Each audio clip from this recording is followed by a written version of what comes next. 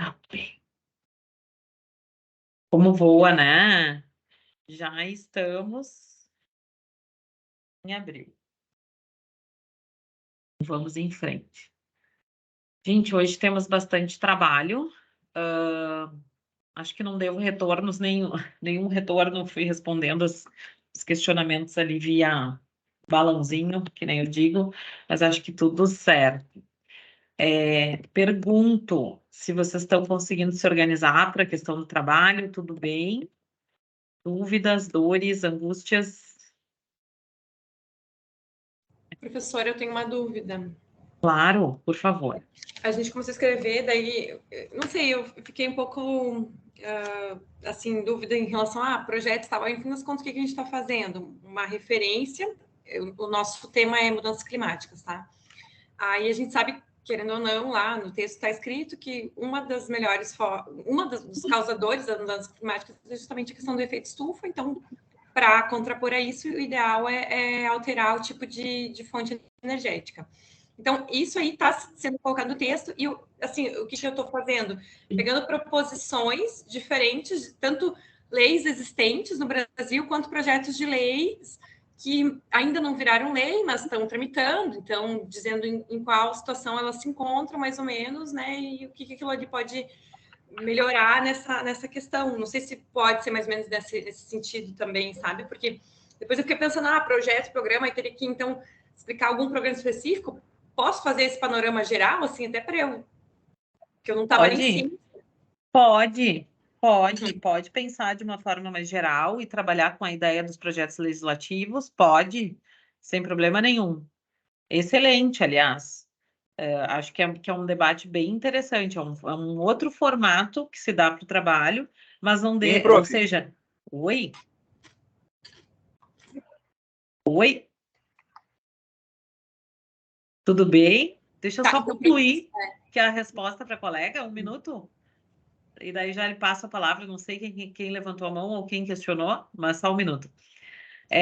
E aí a gente consegue pensar né, nessa estruturação, por quê? Porque tu pode ter um programa implementado ou tu pode ter um projeto, né, uma política que se quer implementar para melhorar, pode ser também. Gente, por que eu não dou exemplos ou por que eu não vou direcionar vocês?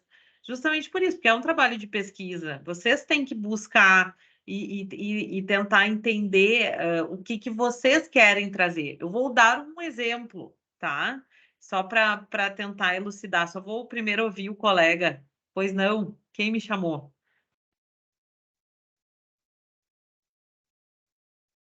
Oi? Foi eu, prof. Foi eu, Gerson. Também Diga. sou do grupo Mudanças Climáticas. E daí a gente Tá estava debatendo bom. no grupo a questão da apresentação, né? Que a senhora quer que faça no YouTube, faça um link, e isso ficou meio, né? A gente ficou meio na dúvida para quando nós Isso. apresentarmos o nosso trabalho. É que a gente, assim, ó, normalmente, eu expliquei isso até, mas vamos lá, vamos de novo, não tem problema nenhum, tudo certo. Normalmente a gente faria uma apresentação em sala de aula, tá? O que acontece? Para isso, a gente vai perder 1 ou 2 encontros, porque é uma turma gigantesca, a gente tem uma turma de quase 100 pessoas, tá? E aí, embora não estejam todos online, eu já falei sobre isso também, mas a gente tem uma turma gigantesca. Então, não é que a gente vá perder, mas é que vocês também iriam perder o encontro onde a gente pode tratar efetivamente sobre, né, a matéria que vocês precisam relacionar. Então, por isso eu pedi a gravação em vídeo. E aí a sugestão que eu dou é vocês utilizarem o próprio Teams. Quando vocês usam o próprio Teams, ele deixa gravado, assim como eu faço com as aulas. Não sei se vocês viram. Eu gravo a aula aqui, eu baixo ela do Teams e coloco ela disponibilizada no YouTube. Por que o link? Porque se vocês forem me mandar o vídeo via celular, por exemplo, ele vai ficar muito pesado. Vocês não vão conseguir colocar ele no Moodle. Existem outros caminhos? Existem. Tem colegas que fazem isso, acho que pelo Sway ou por outros, né, outras ferramentas. Eu dei o caminho mais que eu entendo mais simples, que é via YouTube. né? Mas se vocês quiserem achar outros caminhos, eu quero encaminhar um link do Google Drive, porque eu tenho bastante espaço lá e eu consigo mandar um link. Ok, tudo bem. Eu só estou dizendo que a gente não consegue. Isso, que a gente não consegue anexar um vídeo pesado do celular no Moodle, porque ele tem uma limitação, né? E aí vai ficar aquela coisa, mandei, não mandei, tarará. Então, isso facilita, Não, tá? Tá bom? Prof, só uma pergunta no que tange a produção do vídeo. Todos os participantes do grupo têm que fazer o vídeo ou pode se selecionar 2, 3 para falar sobre os projetos? Não, eu até coloquei isso também na explicação. São 2 oradores, tá? São 2 dentro do grupo que vão fazer essa fala, até porque senão vocês não vão dar conta, tá? Então, 1 a 2 apresentando o trabalho que foi feito pelos colegas. Só não esqueçam de colocar o nome de todos, enfim, né? Inclusive no documento, no trabalho relatado que vocês vão entregar, tá? Tá, ok. Obrigada, professora. Tá Outra bom? dúvida, professora, todo mundo precisa, no seu próprio Moodle, Então, vocês vão entregar e colocar a lista de nomes. Eu só peço que, de preferência, se vocês puderem colocar o nome em ordem, tá ótimo. Daí um entrega por grupo, mas coloca o nome de todos, confiram isso, né? Para que a gente não tenha problema. E se puderem colocar em ordem alfabética, me ajuda muito, porque daí também é uma forma de eu já saber quem são as pessoas e eu já consigo ir pontuando no meu caderno. Eu sou antiga, né? Eu uso caderno de chamada ainda. Então, eu tenho um caderno de notas de vocês também, quando eu faço o fechamento, faço a avaliação e olho, assisto os trabalhos, eu já vou fazendo essa análise. Então, é uma forma também para me facilitar. Porque às vezes o pessoal coloca Aline lá embaixo, Doris lá em cima, tarará, e aí fica uma confusão. Mas é só isso, tá? Pode ser um só por grupo, sem problema nenhum, tá? Os colegas normalmente fazem assim. E também, para mim, facilita também a vida. Bom, ok? Mais dúvidas? Dores? Angústias? Todas? Poucas? Muitas? Tá? Vocês vão ver que eu até ia trazer para mostrar para vocês, mas acabei tá lá dentro, não sei nem onde anda. Mas um dos primeiros trabalhos que a gente fez nessa disciplina, que foi muito bacana, eu ganhei até um presente. Um aluno tinha ido conhecer o projeto Tamar e me trouxe uma tartaruguinha de presente. Não estou pedindo presente, gente, só estou contando. E ele acabou se interessando tanto pela temática que depois ele escreveu o TCC dele na área, enfim, deu sequência aí na pesquisa, tá? Então, isso também é uma provocação aí para todos nós. Tá bem? Mais alguma coisa, gente? Estou à disposição. Se não, vamos lá. A luta que temos trabalho para a nossa noite, tá? Na semana passada, nós fechamos, então, a unidade 1, né? Conforme nós tínhamos conversado. Deixa eu só mostrar aqui, que daí a gente vai deixando tudo adequado, tá? Gente, eu deixo a telinha menor, porque daí eu consigo ir trocando para as legislações aqui que a gente precisa. E é isso também que eu quero mostrar para vocês antes da gente iniciar a nossa conversa. Na aula passada eu já tinha sinalizado um pouquinho sobre isso, mas hoje é importante retomar. Então, a gente está na nossa unidade 3, tá? Entramos nela. E a gente vai entrar efetivamente na questão da tutela preventiva do meio ambiente, tá? De proteção ao meio ambiente. O que é importante? E a gente tem que começar a sinalizar para vocês isso.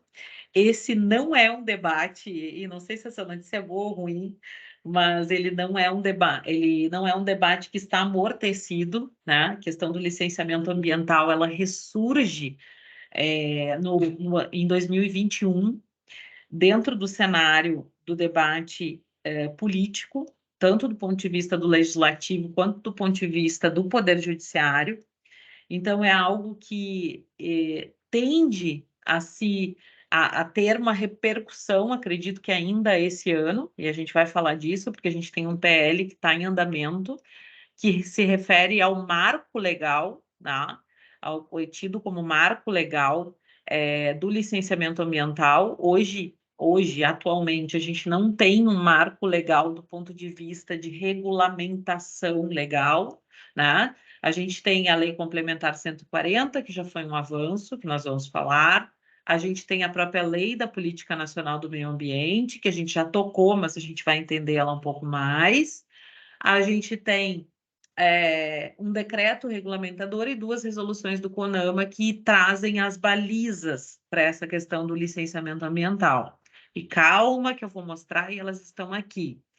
Mas o que eu queria dizer com isso é que a gente não tem efetivamente uma lei única que, digamos, unifique ou que traga uma organização única do ponto de vista de todos os entes da federação, onde a gente consiga mapear efetivamente essa questão do licenciamento ambiental. E aí eu já vou dizer o que isso implica, né? Para a gente começar a botar luzes sobre o tema e para a gente começar a pensar um pouquinho sobre isso, tá?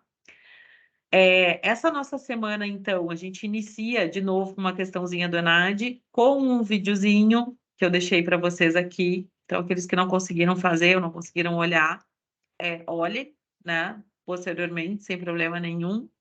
Ainda temos tempo, é uma unidade que tem 2 semanas, então nós temos 2 encontros, tá?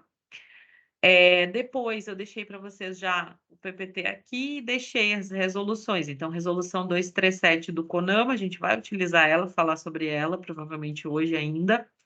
Resolução 01 de 86, antiga, né, do Conselho Nacional do Meio Ambiente, chamado CONAMA, a gente vai falar dele agora também. Já deixei o linkzinho do decreto 8437 de 2015, que vai falar sobre licenciamento ambiental, e da Lei Complementar 140, tá? Então, estão todos os links de legislação que vocês precisam, eles estão aqui. Por quê? Porque, gente, e eu disse isso lá no início das nossas aulas, a gente tem no direito ambiental uma colchinha, né, de retalhos, como a gente diz, que a gente precisa ir organizando, né, e entendendo como isso se comunica para a gente poder entender como isso vai acontecer em cada uma das legislações, tá? Então, não é uma matéria tão, digamos, não é que não seja tão simples, mas ela tem uma complexidade porque ela tem regulamentos em diversas áreas, tá? No material de apoio, gente, eu deixei o texto, que é a parte também da obra do professor Paulo Bessa, onde vocês conseguem trabalhar a questão do Sistema Nacional de Proteção ao Meio Ambiente, que é a primeira questão que a gente vai trabalhar hoje, e deixei 3 artigos do Conjur, aqueles que nunca leram o Conjur ou que eventualmente não tiveram acesso. Ele é um site jurídico, onde escrevem pessoas, digamos assim, respeitáveis do ponto de vista jurídico, mas com textos pequenos sobre temas atuais, né, sobre questões que são importantes. Então, eu peço que depois da nossa aula de hoje, vocês deem uma olhada, porque a gente vai comentar isso na semana que vem, tá? Provavelmente, a partir da semana que vem, problematizando, porque hoje a gente começa falando sobre o Sistema Nacional de Proteção, a gente vai entrar na questão da avaliação de impacto ambiental, e aí, a partir disso, a gente, né, provavelmente a partir da semana que vem, a gente vai entrar em licenciamento ambiental e aí sim a gente vai problematizar algumas questões que são importantes, tá? Então, só para situar como a gente montou a unidade. E depois o questionário, tá? O questionário, ele tá bem sucinto, na verdade, são 5 questõezinhas que vocês vão responder. Eu só peço que façam depois né, dessa aula, até porque ele abre hoje, então, para que possam, pelo menos, ter o conteúdo, ou pelo menos para que a gente possa ter discutido um pouquinho mais sobre isso, tá bom?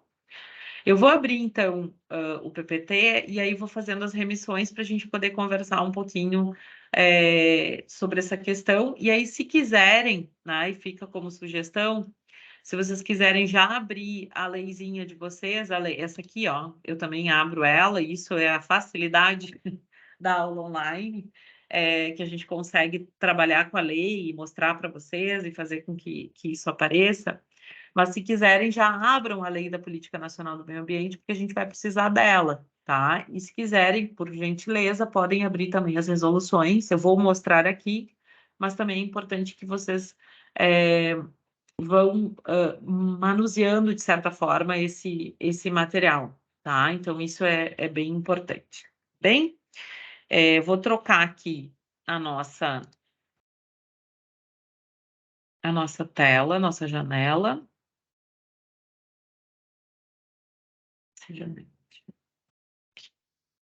Cadê?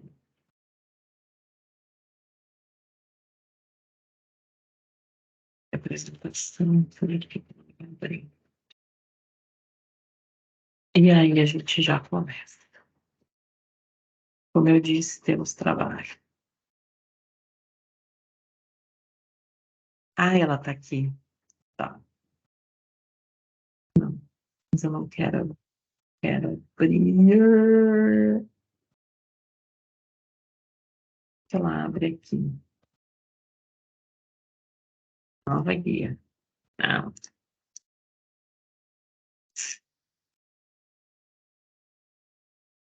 Pronto. Isso que eu quero. Então, vamos lá.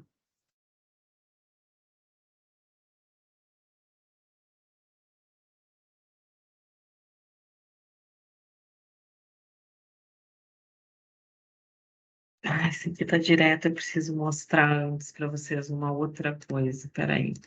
Deixa eu só abrir a aula anterior, porque tem a questão da tutela do meio ambiente que ficou na outra página.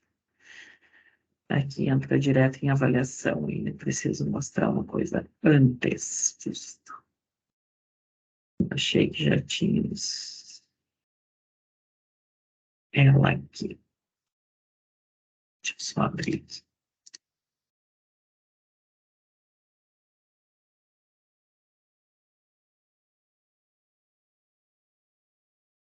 Ficou nos slides da aula anterior. E já explico. Gente, eu vou abrir ainda os slides da aula anterior, tá? Por quê? Porque eu acabei colacionando lá, que era uma aula que eu dava na sequência, mas não tem problema. A gente só abre ela aqui. Deixa eu só abrir ela em uma nova janela, que daí me ajuda.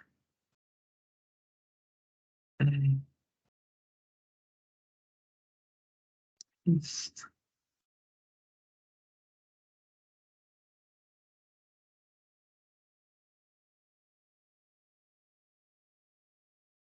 E a gente encerrou a parte que falava sobre princípios, mas ficou aqui o início da tutela preventiva do meio ambiente. Muito bem.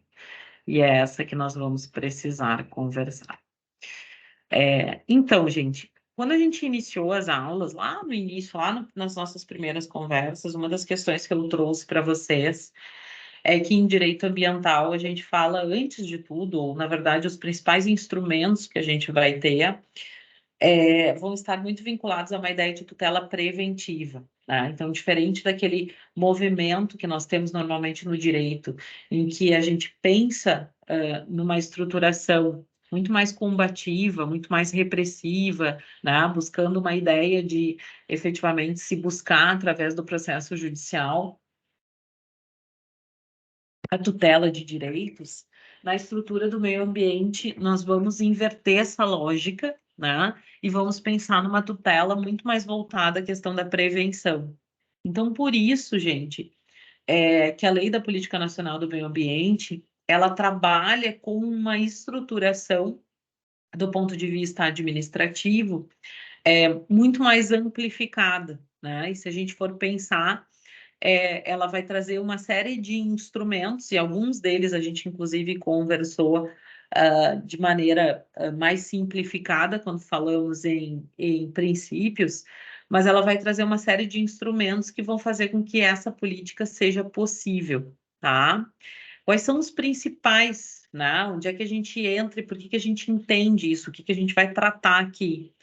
A primeira questão se refere à sistematização, ou seja, como é que acontece, como é que é orquestrado esse sistema da Política Nacional do Meio Ambiente, porque para isso, e isso é parte também da estrutura de direito administrativo, da própria estrutura de administração pública, você precisa, tá, de uma série de órgãos que vão ser competentes para determinadas atribuições dentro da esfera administrativa.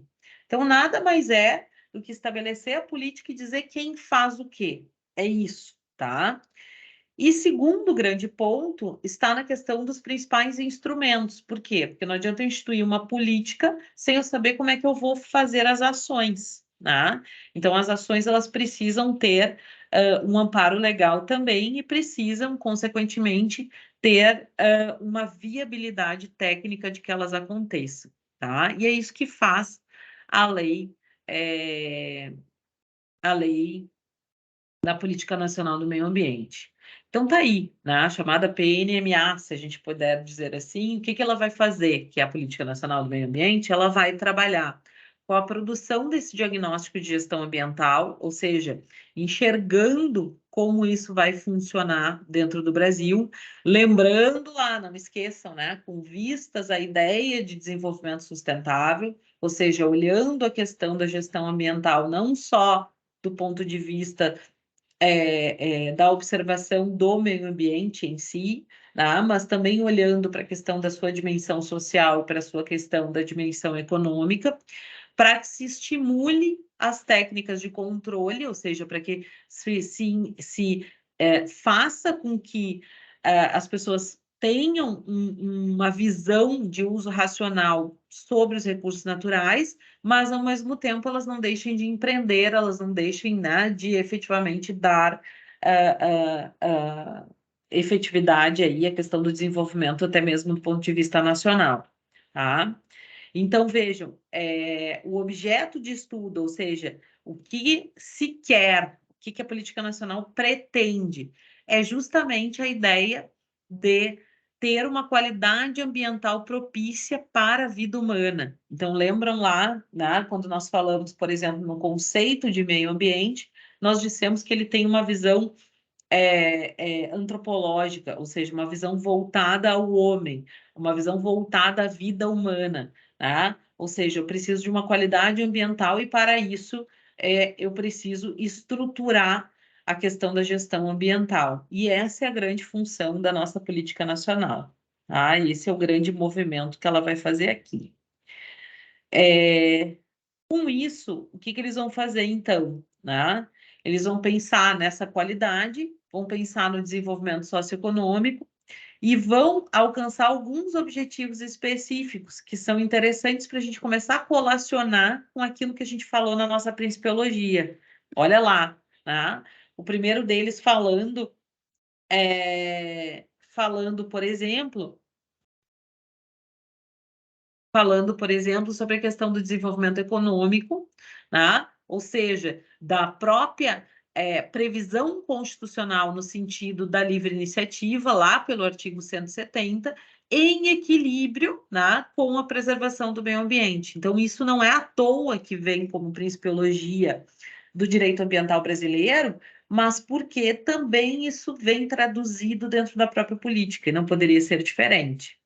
Consequentemente, também a definição de áreas prioritárias, tá? Ou seja, áreas que devem ser efetivamente preservadas ou mesmo zoneadas. Isso é uma das funções, dos instrumentos que a gente vai ter dentro da política, por exemplo, que é o zoneamento ambiental, que infelizmente a gente não vai ter tempo de ver de maneira mais expressiva, né? Que nada mais é do que a definição das áreas territoriais dentro do mapa brasileiro, ou seja, que áreas devem ser consideradas áreas de preservação permanente, que áreas são áreas de preservação ambiental, qual o tipo de proteção prioritário se tem aqui para garantir o equilíbrio ecológico, né? Por exemplo, a própria questão da Amazônia, como é que vai se enfrentar, né, a questão do território amazônico, que tem um bioma, um ecossistema completamente diferente.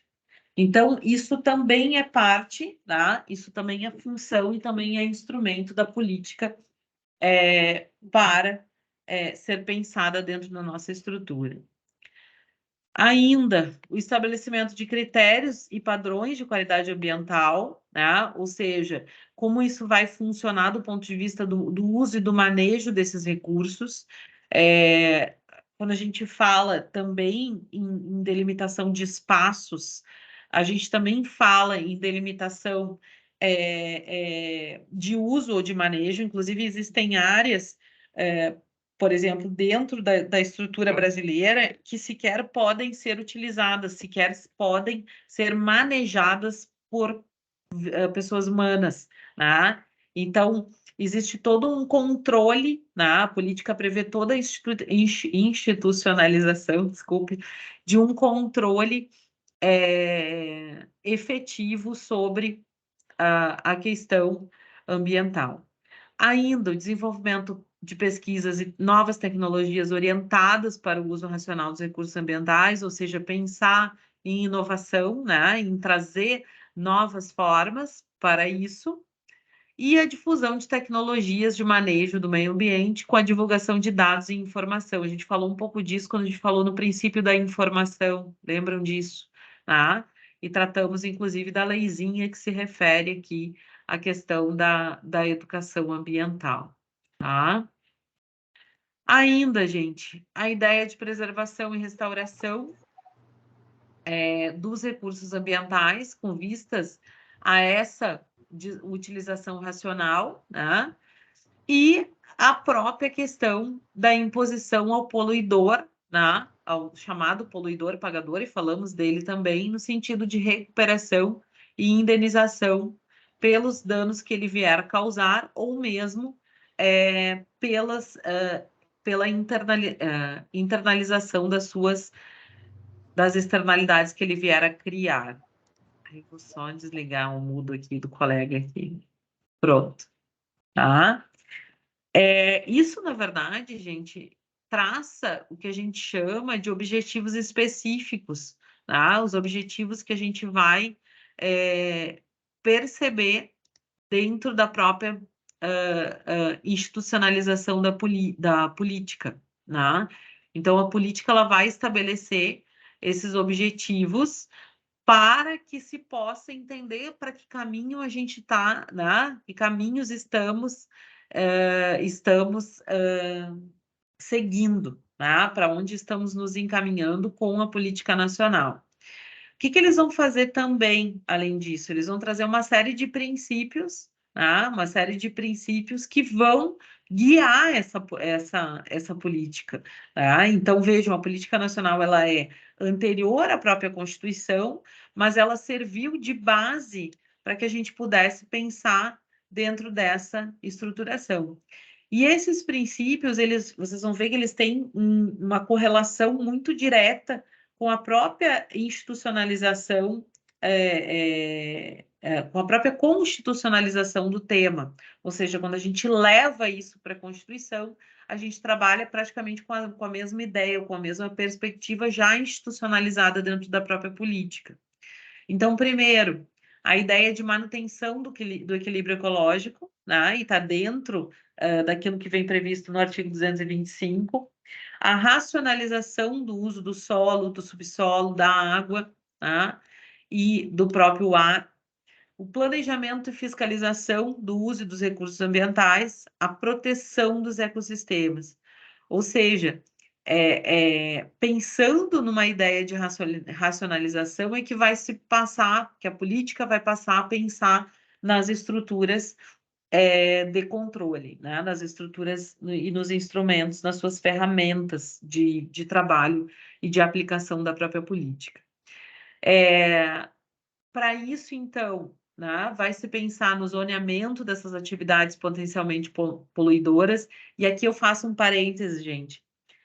A grande questão, o grande questionamento que se tem em relação ao marco legal, e isso apareceu em uma das aulas, e foi muito legal, que um dos colegas perguntou assim, professora, como é que a gente sabe quais são as atividades que devem ou não, que exigem ou não licenciamento, né, ou que possam vir a ter um licenciamento dispensado, ou ainda quais as atividades, ou mais, né? Quais as atividades que, além do licenciamento, exigem um estudo de impacto ambiental. E esse é o cerne da discussão, gente. Por quê? Porque, por exemplo, a proposta de lei que pensa no marco legal do licenciamento ambiental, ela justamente quer inverter essa lógica. Ela quer pegar uma série de atividades e, ao invés de listar as atividades que devem ser licenciadas, elas querem liberar algumas dessas atividades. Então, é uma proposta muito menos protetiva, e por isso ela teve tantas críticas dentro do Congresso, no sentido de que ela, através de lei, ela diminuiria a proteção ao meio ambiente e, consequentemente, aumentaria o quê? A possibilidade, aspas, né? Aumentaria aspas, porque, na verdade, não existe desenvolvimento sustentável sem a garantia da proteção ao meio ambiente, mas a justificativa é que se tem uma flexibilização, tá? Em termos da exigência de licenciamento e, consequentemente, de estudos e de impacto ambiental em determinadas atividades que são consideradas potencialmente poluidoras. Um dos exemplos, gente, que o marco legal, que a proposta de marco legal previa, era justamente a duplicação de estradas. E aí vocês me digam se não existe impacto ambiental numa duplicação de estradas de rodagem, né? Então, isso é quase empiricamente óbvio, né? Que a gente tem uma estruturação de impacto ambiental. E, na verdade, até mesmo pelo próprio resíduo que vai, que vai junto ao solo, pelo próprio formato do tipo de obra que vai precisar ser implementada, tá? Então, por óbvio, você vai ter uma estruturação que merece, né, e que demanda um determinado licenciamento. Mas a justificativa é justamente a seguinte: olha, e por que eu estou dizendo isso, para vocês entenderem? Por que eu vou né, manter uma política mais protetiva ao meio ambiente, que veio lá da Política Nacional de Proteção ao Meio Ambiente, que é essa que nós estamos vendo aqui, se eu posso flexibilizar isso através de lei? Então, eles dizem assim, essa legislação é antiga, é velha, né? E aí a gente vai ver logo adiante que, inclusive, existe uma subdivisão entre os licenciamentos, e isso é extremamente importante, e uma das proposições do marco legal é justamente unificar, é dizer que o licenciamento ele tem que ser unificado, ele tem que ser único, tá? Então, é quase que um retrocesso. Já viram que eu detestei a lei, né? Mas, enfim, né? Mas é quase que um retrocesso. Por que eu trago isso? Para a gente pensar, né? É preciso um marco legal? Sim, é preciso. Nós precisamos de um marco legal efetivo que defina não só as competências, como fez a Lei Complementar 140, mas que defina efetivamente como vai se dar a política de licenciamento no Brasil. Né? Isso é extremamente importante. Por quê, gente? Vamos lá, né? E a gente vai ver isso logo adiante. Porque, por vezes, a gente flexibiliza algumas questões, né? Por exemplo, eu na competência estadual, que é uma competência comum, né? Ou mesmo a própria competência concorrente em termos de legislação, ou comum dos estados, União, estados e municípios, para executar as políticas de proteção à fauna, flora, etc., que dentre elas está a questão do licenciamento ambiental, o Estado, por exemplo, do Rio Grande do Sul, pode estabelecer uma política de flexibilização no licenciamento ambiental, em detrimento, por exemplo, sei lá, do Estado da Bahia, ou o contrário, né? Estou usando nomenclaturas, estou citando um exemplo, tá? E aí, com isso, o que a gente gera, né? Uma chamada guerra fiscal. Porque, olha, é mais fácil eu implantar a empresa no Rio Grande do Sul, porque eu tenho uma flexibilização do ponto de vista do licenciamento ambiental, porque não há uma norma geral, né, determinando uma norma que seja um pouco mais abrangente. Vocês vão ver que a política ela é muito mais amplificada, tá? E ela é muito mais geral, essa expressão. E aí, com isso, eu gero uma oportunidade melhor num estado do que no outro. E aí, havendo, portanto, a concorrência entre os estados do ponto de vista do desenvolvimento. Então, essa é uma questão que está latente, que está acontecendo, tá? Que passa também por uma questão político-partidária, a gente sabe disso, e que talvez tenha também uma certa transformação no cenário do ponto de vista legal, mas ela hoje é uma proposta que está aprovada no Senado Federal, que está na Câmara dos Deputados para ser analisada. Desculpa, está aprovada na Câmara dos Deputados, está a caminho do Senado para ser analisada, mas que tem que ser discutida, né? Que precisa ser efetivamente discutida, no sentido de se compreender se é efetivamente esse marco legal que precisamos, ou se temos que né, tentar repensar aí a própria temática do projeto de lei.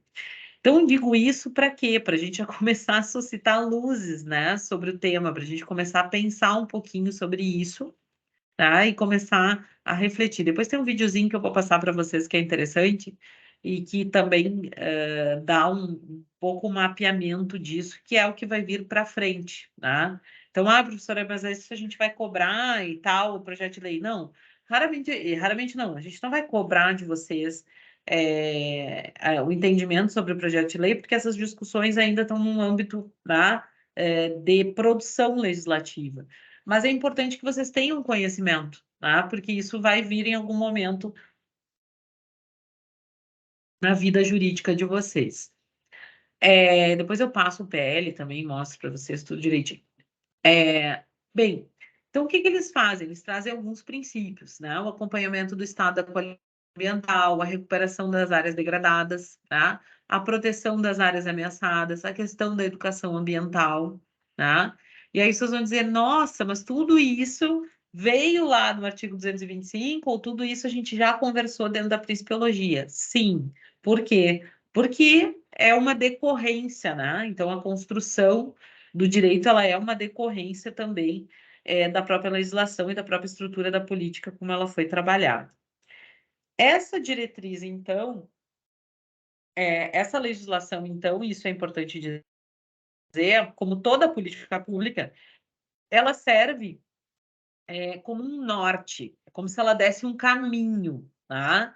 Para as normas e os planos de ação que são trabalhados dentro dos entes federativos, então, União, Estados, Municípios, Distrito Federal.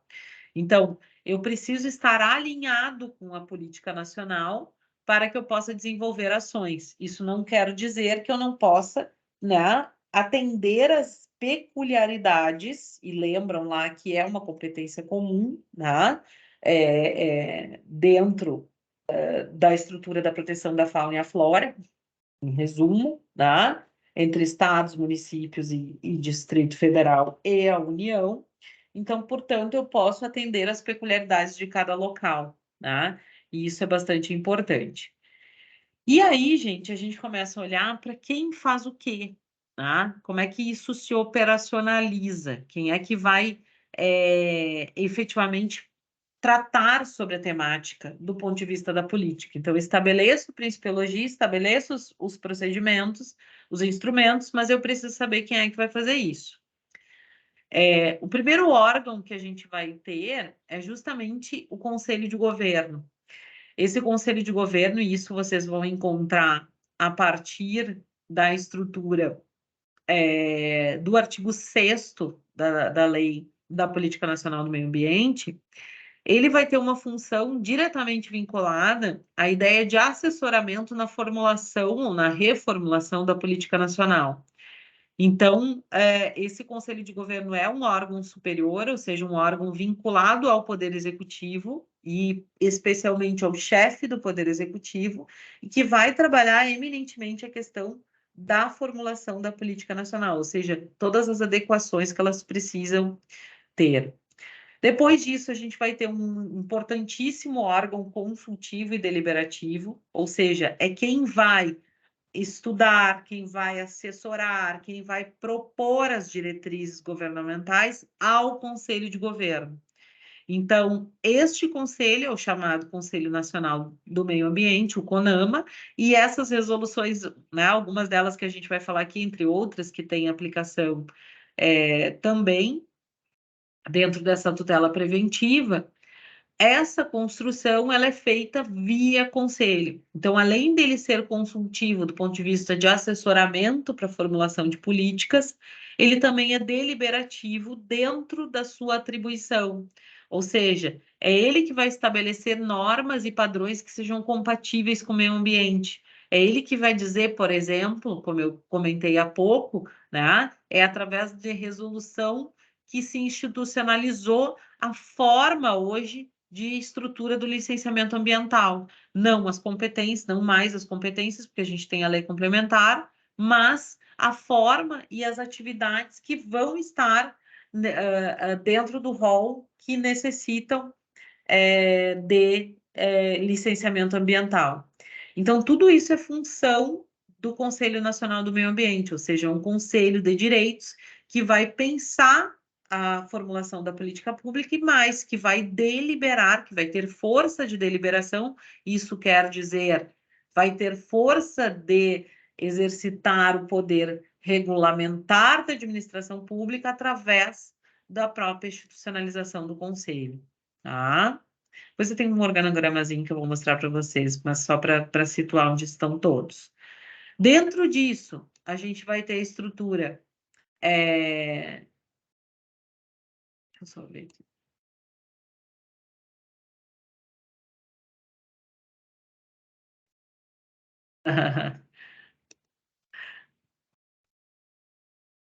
Dentro disso, a gente vai ter a estrutura da Secretaria do Meio Ambiente, né? Dentro da estrutura da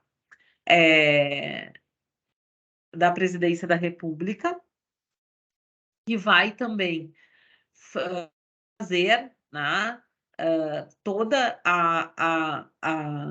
o planejamento, a coordenação, né, dessas ações. Esse órgão central, ele é chamado de secretaria dentro da legislação, mas hoje a gente sabe que nós temos um ministério, né? Nós temos um Ministério do Meio Ambiente que é vinculado à pasta aí da Presidência da República, que vai ser que vai servir como um órgão de supervisionar e planejar, tá, a execução da política.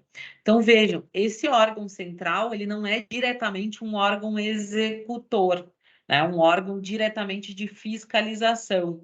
O Ministério ele tem uma função muito mais de planejamento e coordenação, tá? E até mesmo de supervisão, ou seja, de ver como a política está sendo fiscalizada, como ela está sendo implementada, o que está acontecendo, tá? É como se ele fosse uma ponte, gente. Depois no organograma eu vou falar um pouquinho sobre isso. Mas é como se ele fosse uma ponte entre o órgão executor, quem está lá na ponta, que vai exercer efetivamente a fiscalização, e o órgão consultivo, que é o conselho, ou ainda o próprio conselho de governo, né? Então, é esse o movimento que a gente vai fazer. E o órgão executor, e aí a gente citou isso em aulas passadas, né, quando comentávamos, olha, como é que funciona as atuações, tarará. Então, o órgão executor que a gente vai ter efetivamente é o IBAMA, né, e entre outros, né, a gente tem o ICMBio, por exemplo, que também vai estar dentro dessa organização administrativa. Mas, via de regra, a função do ponto de vista nacional, né, vai estar vinculada ao IBAMA. E é ele quem vai fazer essa ação executiva, tá? Ou seja, uma ação executiva do ponto de vista de fiscalização. Tá? Então, é através desse braço que efetivamente vai se executar a política. Então, hoje a gente tem o IBAMA, que é o Instituto Brasileiro do Meio Ambiente e dos Recursos Naturais Renováveis, E também o chamado Instituto Chico Mendes, que é o ICMBio, que eu comentei com vocês, que fala especificamente da conservação da biodiversidade, tá? Então, esses são os chamados órgãos executores. Depois disso, a gente vai ter os nossos chamados órgãos seccionais, tá? Então, são os órgãos responsáveis pela fiscalização, tá? Pela fiscalização e pela execução da política dentro das unidades da Federação, Estados e Distrito Federal, ou seja, são órgãos estaduais que vão ter um espectro de continuidade da política. Tá? Então, o que acontece? Eu tenho uma estrutura federal que vai amparar isso, e depois a gente vai olhar as competências, e, consequentemente, eu tenho que ter braços estaduais para que eles possam fazer a execução da política. E, gente, isso não é muito diferente, aqueles que conhecem um pouco mais sobre a institucionalização da política pública, para que ela aconteça dentro do sistema brasileiro, você tem que ter uma política, a política pública, ela tem que existir de maneira transversal entre os entes federativos. Então, eu não tenho uma institucionalização de política pública que não seja, ou que não tenha essa conexão. Tá? Dou o exemplo da própria política sobre drogas. Não tem nada a ver com o que a gente está falando, mas tem a ver do ponto de vista da estruturação. Então, aqui eu também estruturo uma política onde eu tenho atribuições federais, depois eu tenho atribuições da União, atribuições dos estados e atribuições dos municípios. E, consequentemente, eu tenho os conselhos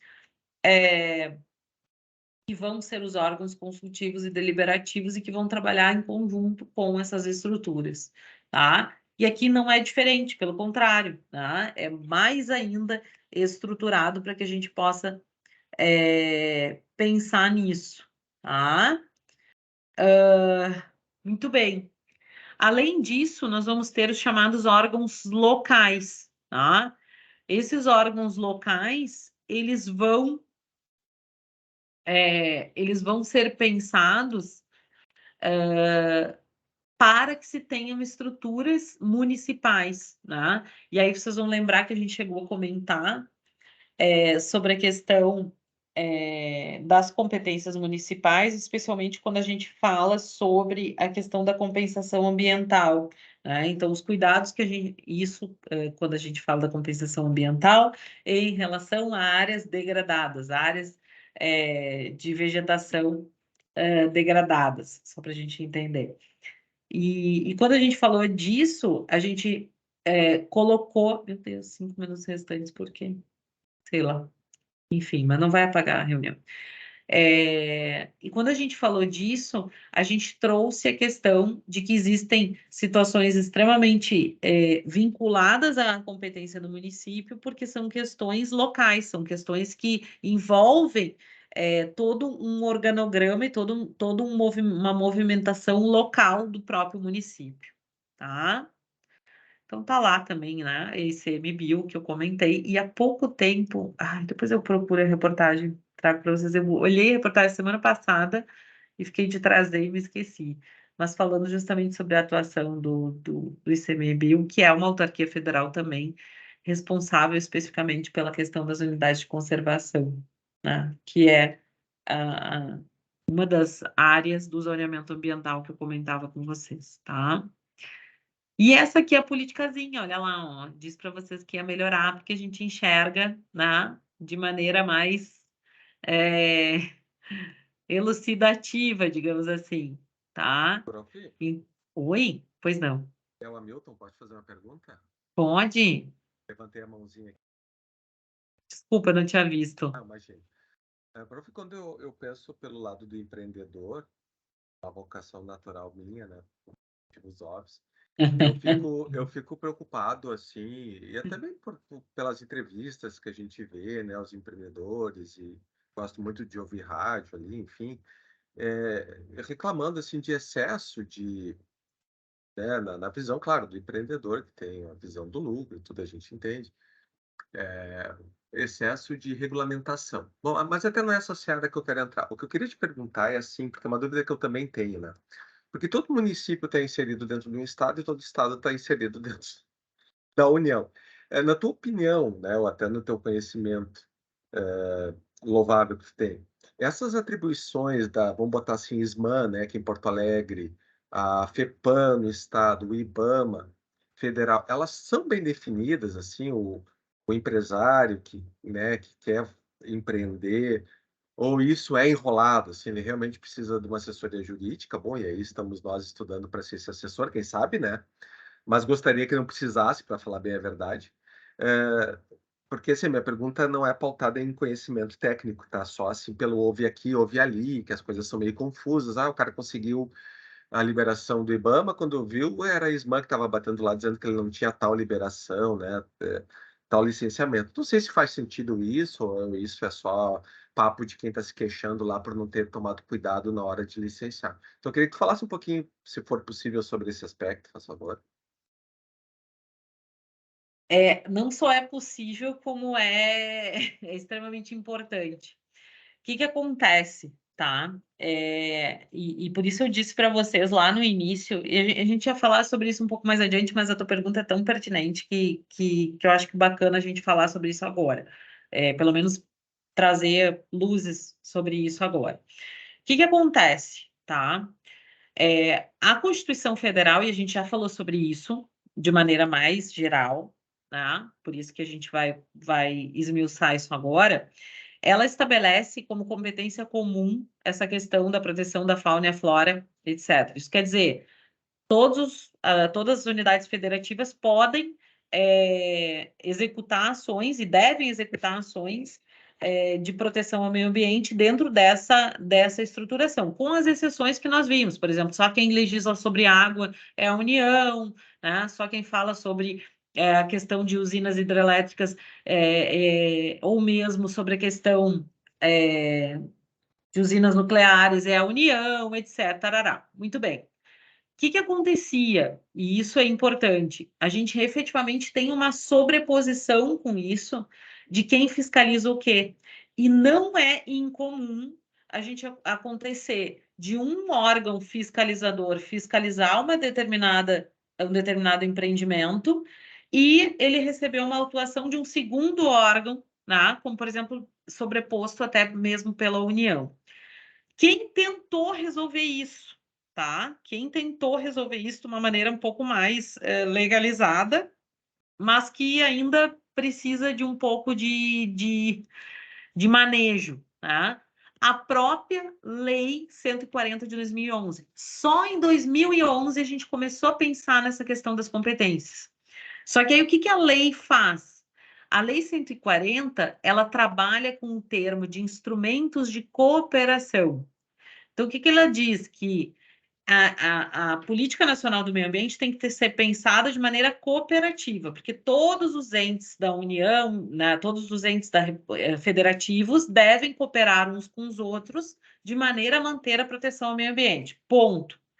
Por que isso complica e confunde, né? Porque a gente não sabe efetivamente, ou a gente tem uma ideia um pouco mais geral sobre quem deve fiscalizar o quê. E quando eles preveem essas ações administrativas, eles estabelecem aquilo que é da União, dizendo assim, por exemplo, né, que eles vão fazer isso quando isso tiver uma perspectiva internacional, ou que eles vão fazer isso quando isso tiver uma vinculação com mais de um estado, ou que eles vão fazer isso, só que é tudo muito genérico, né? Então, a lei complementar, ela tentou fazer essa subdivisão, só que, na verdade, ela não estabeleceu de maneira, digamos assim, expressa ou sedimentada essa questão. Então, por exemplo, quando a gente fala nas responsabilidades da União, isso é lei, tá?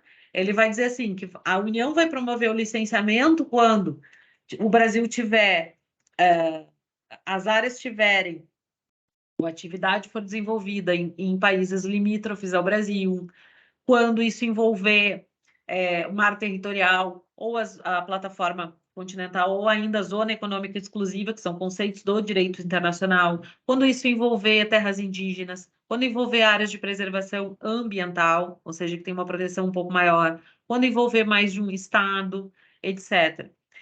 Só que ela não impede que a fiscalização seja feita em outras áreas. Então, olha só, eu passo a entender um pouco melhor onde eu devo licenciar o meu empreendimento ou a minha atividade, mas eu ainda posso sofrer fiscalização dessas regiões. E mais, e por que a tua pergunta é tão importante? Porque existe uma ADI que teve julgamento recentíssimo, uma ADI, e aí olhem depois também, ADI 4757, tá? 4757, que ela discutiu justamente essa questão, tá? Justamente essa questão do licenciamento ambiental e da morosidade, que é o ponto que eu queria chegar. Por quê? Tá? Via de regra, havendo mais de um estado em relação à atividade desenvolvida em mais de um estado da federação. Portanto, em regra, o licenciamento deve ser protocolado e deve ser realizado através da União. Exemplo, tá? Muito bem. O que a lei complementar diz? Ela diz, opa, só um pouquinho. Deve ser feito, encaminha a documentação, etc, tarará, tá? Vou fazer isso, para que isso aconteça o quanto antes. O que a lei diz? Ela diz que eu tenho um prazo de até 120 dias para operar esse licenciamento. E a gente sabe que, normalmente, isso não acontece, né? A gente vai deixando e nananã, e aí não acontece, tarará.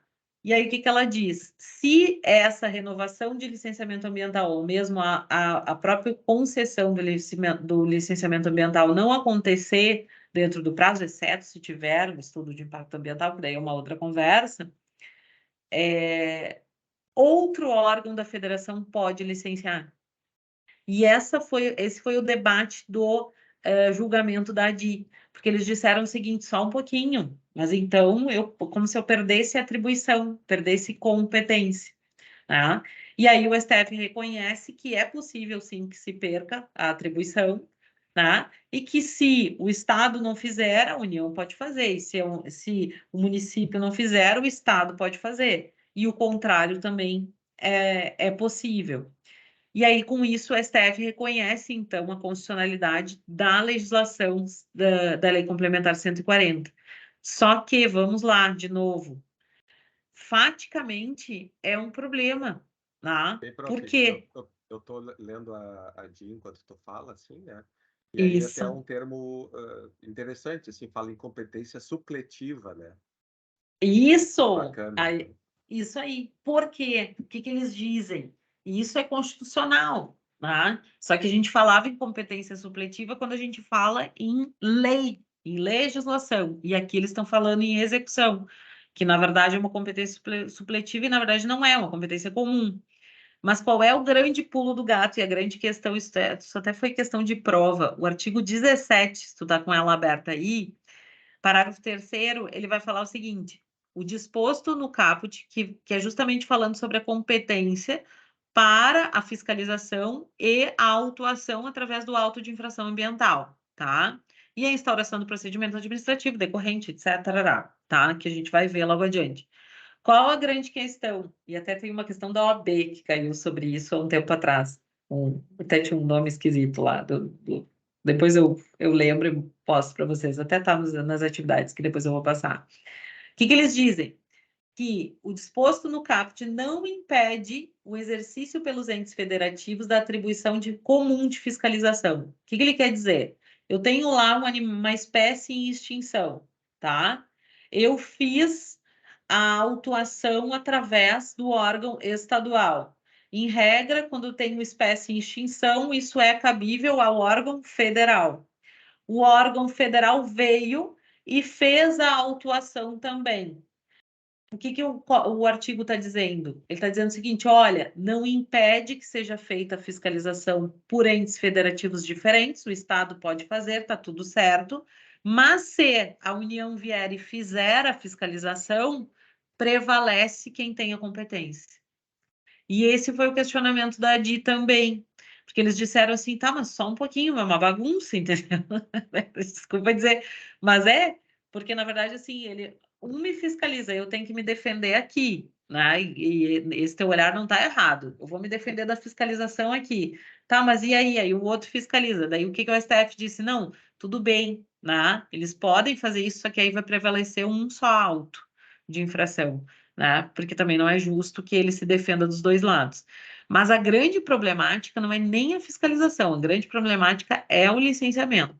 Ou seja, onde a gente consegue, né, ou para onde a gente tem que se dirigir efetivamente para que a gente consiga licenciar da maneira correta, né? E num prazo hábil, que é o grande entrave e é o motivo, é um dos fundamentos que se leva a questão do marco legal do licenciamento, tá? Porque no momento que eu estabeleço um licenciamento único, não mais o licenciamento prévio de instalação e o de operação, tá? Eu unifico isso, eu reduzo o quê? Tempo, né? Eu faço com que o empreendedor tenha a possibilidade de operar muito antes, né? E com prazos muito menores do que se a gente tiver 3 grandes etapas, como é previsto na nossa estrutura da política nacional e nas resoluções. E aí o que eles dizem é isso, que é ultrapassado, né? E se a gente for pensar do ponto de vista da proteção ambiental, não é ultrapassado. Mas se a gente for pensar do ponto de vista da realidade, porque eles não atendem os prazos, né? Então, se a gente conseguisse uma estrutura governamental que atendesse os prazos, talvez a gente não estivesse tendo essa discussão. Então, é maluco o negócio, né? Mas é para ver como a gente patina nisso, né? E aí entra essa questão que eu estava comentando da guerra fiscal, né? Eu tenho um empreendimento, eu quero empreender. No Rio Grande do Sul, eu consigo licenciar mais fácil, acho mais difícil até, mas vamos usar o nosso exemplo, puxando a brasa nessa assada. Eu licencio mais fácil o empreendimento do que se eu levar o empreendimento para a Bahia. Eu consigo uma flexibilização aqui em relação ao estudo de impacto ambiental, que tem um custo altíssimo e é custeado pelo demandante, ou seja, por aquele que vai empreender, e na Bahia eles me oferecem, né, de maneira muito mais tranquila essa estruturação. E aí os caras dizem, não, só um pouquinho, eu vou para lá. E por isso que eles falam em guerra fiscal, né? Porque não é só uma questão de tributação, uma questão de tributação ambiental, né? Então, é esse o movimento. Mas muito, muito bom. A gente vai ver as competências, mas é isso aí. A pergunta é extremamente relevante, mais ainda pela discussão ah, constitucional. Me fugiu a palavra. Desculpa se me empolguei, mas é que foi boa a ideia. E no fim das contas, dá para ver que é complexo mesmo, né? Então, de fato, e a gente fica pensando assim, né? E não quero ocupar mais o seu tempo, né? O tempo da turma. Não, Mas a não gente ocupa. fica pensando o dilema que é do legislador e do executivo, né? Do prefeito, do governador, conciliar a questão, né, prof? Porque aqui a gente está, digamos, de um lado, né? Nessa disciplina, assim, muito de um lado, que é na questão da proteção ambiental, né? Não estou dizendo que é 100% deste lado, mas é o que, né, o escopo da disciplina visa isso também. E do outro tem toda essa questão, como tu acaba de falar, de guerra fiscal, né? Tu imagina um cara aí Sim. que é um presidente de uma grande empresa calçadista, daí ele está pensando em fazer um parque industrial, e daqui a pouco ele recebe de Santa Catarina aqui uma oferta de uma prática ambiental mais amena, e aí isso tem, puxa, ok, né? Tá tendo, quem sabe, algum prejuízo ao meio ambiente, mas em compensação tem um benefício social de geração de emprego e tudo, né? Isso, claro, não vai ter resposta nessa disciplina, eu acho que nem a isso ela se presta, mas para ver como é complexo isso, a gente conseguir Muito atender a complexo. todos os senhores de uma forma bom, como tu falaste bem desde o início da disciplina, o tal do desenvolvimento sustentável, né? Na verdade, esse é o grande desafio, né? A gente não está impedindo ou achando que as empresas não devem se desenvolver, só que protegendo o máximo possível as gerações atuais e futuras, né? Mas Não, não é à e toa que se claro, debate é isso tanto esses mesmo. assuntos nas É isso assembleias aí, mesmo. né, doutor, professora, no Congresso e tudo, É isso mesmo. e às vezes sem uma solução unânime, porque os interesses são divergentes um pouco também. Não, e claro que a gente olha sobre uma ótica, é bom até a gente falar sobre isso, e porque isso é aula, né? Isso tudo que eu falei faz parte da aula, faz parte da conversa. Mas é interessante a gente falar sobre essa perspectiva, porque, claro, quando a gente fala em direito ambiental, a gente traz a perspectiva de como a política e de como ela foi institucionalizada. Mas, de fato, a operacionalização é algo, meu Deus, o próprio, e não é, e aqui, como eu disse, né, a gente não está num debate político partidário, mas é importante a gente entender como as políticas públicas foram pensadas, né, nos últimos anos. E nos últimos anos, no último governo, especialmente, a gente teve uma desarticulação dessa política, né? Então, por exemplo, nós tínhamos cadeiras dentro da estrutura do CONAMA que eram cadeiras digamos assim, paritárias. Normalmente nos conselhos tu tem uma estruturação paritária entre governo e sociedade civil. E a gente teve uma certa desarticulação, justamente por isso, pensando numa ideia de maior desenvolvimento econômico, tá? E de ampliação. Isso é bom e ruim, tá? E isso é sensível quando a gente fala em termos de conselhos. Por quê? Porque se demorou muito tempo, né, para se estruturar uma perspectiva de conselhos do ponto de vista de uma democracia participativa, que é a ideia de paridade. Mas, ao mesmo tempo, a gente sabe que tem coisas que têm que ser pensadas sobre essa perspectiva, mas também que tem que ter uma ótica de desenvolvimento, porque efetivamente é muito difícil.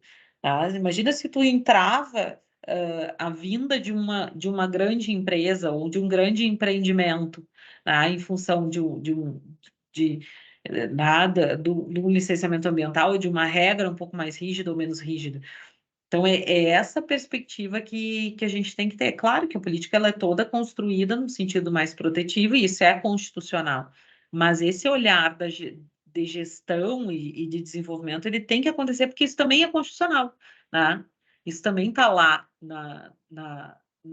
na iniciativa privada, e que, inclusive, é um fundamento da Constituição.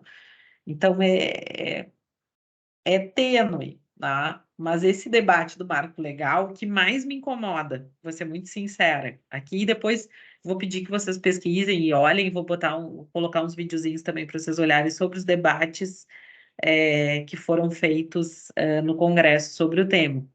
Mas o que mais me incomoda é essa ideia do licenciamento único. Tá? A existência das 3 etapas de licenciamento, elas servem justamente para que tu entenda para que dê tempo de efetivamente entender se é possível, né, aquela implantação. E existe uma coisa que eles chamam e que é o grande entrave do desenvolvimento, a gente vai ver isso logo à frente, e eu juro que é a última coisa que eu vou falar, né? Quer dizer, sobre isso, que daí a gente vai à frente, que se chamam condicionantes. O que tu faz? Tu licencia, mas tu estabelece uma série de condicionantes para o empreendedor. Então, tu diz para ele, olha, que está dentro da linha do princípio do poluidor pagador. Ou seja, você pode empreender, você pode, por exemplo, é uma incorporadora, você pode construir nesse local assim, assim, mas você tem que garantir que a área de preservação permanente fique intacta. Você tem que garantir que a eliminação dos resíduos relacionados ao seu, né, deve ser feita assim. Você tem que garantir, tarará. E tudo isso é impacto que econômico. Então, esse é o grande ponto, né? E aí eles falam na discussão toda no Congresso Nacional sobre a questão do marco legal, ela gira em torno da questão das condicionantes. Ou seja, até que ponto a gente pode limitar o poder, e aí tem a outra discussão, que eu acho que foi até tu que comentaste na outra aula, se isso é discricionário ou não, mas até que ponto a discricionariedade do gestor público, da administração pública, do ponto de vista do exercício do poder de polícia, pode ou não estabelecer essas condicionantes sem limitação legal. Porque hoje as condicionantes são estabelecidas de acordo com cada caso. Não tem uma limitação legal dizendo, olha, você pode estabelecer tantas condicionantes ou dessa forma ou da outra. Não tem. E essa é a grande questão, porque daí o impacto fica gigantesco do ponto de vista econômico, tá? Pô, eu quero empreender, tarará, tá, mas e aí? Eu tenho que fazer tudo isso, meu Deus, então não dá. É isso, é questão de viabilidade. Então, essa é a discussão subjacente, né, sobre a temática. E por isso que eu disse que vai longe, porque acabou trocando o governo, né? E aí talvez a gente vá ter uma discussão. Claro que não muda todo o Congresso Nacional, mas a gente vai mudar um pouco o espectro da discussão e talvez vai se repensar como isso vai aparecer no cenário. Mas é uma discussão cabeluda, que não é fácil. Mas é isso aí. Muito bom. Professora, Muito bom. Diga, é o Carlos aqui. Eu vou ter que Carlos. me dar uma contribuição aqui, um exemplo, a partir da tua fala e do meu ex-colega de mestrado, Hamilton, que eu acho que eu vi e vivi isso na prática e tem tudo a ver com o que a gente está falando aqui. E aí depois é só mais uma perguntinha, tá? Um exemplo, no saneamento, né? O saneamento por si só ele é complexo e o saneamento ele tem uma etapa que é a parte de resíduos do saneamento. Então imagina que o tratamento de esgoto ele gera um resíduo bem tóxico, né? Que efetivamente é isso que acontece. E esse resíduo ele tem que ser destinado corretamente para algum local. E aí tem toda a questão da política nacional de resíduos sólidos e da parte do saneamento também, né? Que envolva isso. Mas eu trago um exemplo não sei se é anacronismo, talvez a forma correta, mas essa loucura da nossa legislação, né? Para trazer para isso que foi falado antes. O que acontece? Tá? Esse é caso prático. Eu não vou dar o nome, mas para quem me conhece, sabe onde eu trabalhei, não é muito difícil de saber. Uma estação de tratamento de esgoto, tá? Ela gera um resíduo sólido, e esse resíduo sólido ele gera chorume, que tem outro nome também, é lixiviado, é um nome mais técnico. Tá? E esse lixiviado, ele é um extrato, pensa assim, uma gosma preta altamente tóxica, e isso tem que ser tratado de alguma forma. Então, assim, ou tu trabalha de uma forma a destinar isso para um tratamento específico, né? Então, pensa que ele vai para uma outra unidade de tratamento de esgoto só para tratar isso, tá? Só para tratar esse resíduo. Que tem, a partir da FEPAM e a partir de uma série de regramentos, ele tem um limite aqui no estado, né? E, na verdade, cada estado, em tese, deveria ter o seu. Então, tem esse limite. O Rio Grande do Sul ele é muito criterioso nisso, e eu saúdo isso positivamente. Só que, para vocês terem uma ideia, o que é economicamente razoável para as empresas fazerem, tá? Aí cortou teu áudio. Oi, tá me ouvindo? Eu segui ouvindo, Carlos. Só eu que não ouço? Eu tô ouvindo. Tá me ouvindo? Agora sim. Agora Tá. sim. Agora sim. A não sei até Agora onde sim. foi, mas assim, ó, esse chorume, para simplificar, ele tem que ser tratado ou num novo tratamento, tá? De esgoto, numa ET, na verdade, né? Uma estação de tratamento de esgoto específica para isso. E aí, a partir dali, ele vai sendo tratado até poder voltar para uma bacia hidrográfica, para um rio, para um lago, alguma coisa assim. Ou ele vai ter que ser destinado de alguma forma. Então, assim, para vocês terem uma ideia, como o Rio Grande do Sul tem limites e tem as suas regras mais rígidas, é negócio para as empresas que estão aqui enviarem ou para Santa Catarina ou então uma boa parte para o Ceará. Eles pegam caminhões-tanque, colocam isso em caminhões-tanque e destinam no Ceará. Se não me engano é Maragogi, eu não lembro exatamente a praia, tá? Mas é uma praia que inclusive é turística, e que essa praia, aí a gente pode pensar, tem tratamento, não tem nada. Sabe o que acontece? Eles pegam os caminhões-pipa, colocam no que se chama de emissário. O emissário é um cano grande, bem a grosso modo, que vai até o mais longe que pode ir dentro do mar e bota para lá. É assim o tratamento, entre aspas, que é feito. Joga no meio do mar, que o mar dá um jeito de diluir aquilo que é altamente tóxico. Eu estou dizendo uma coisa real, que acontece e deve estar acontecendo nesse momento. Então, eles cruzam o Brasil para o estado que licencia esta atividade,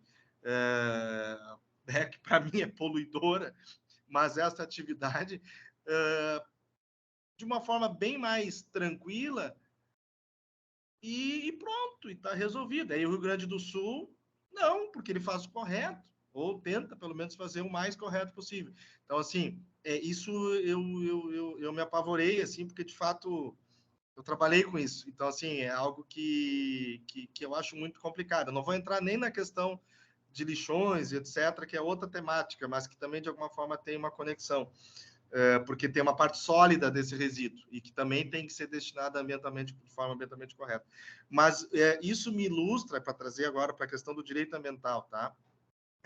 Esse exemplo prático, real, ele me mostra uma questão que é assim, mas afinal de contas, por que tamanha disparidade em entender do que é possível fazer num estado e no outro, sendo que causa uma situação dessa, de que, bom, para o Ceará ele pode fazer o que aqui no Rio Grande do Sul ele não pode fazer. Então, assim, um mínimo também de não sei se seria no Cisnam, não sei, tá? Não sei qual é a solução, não sou...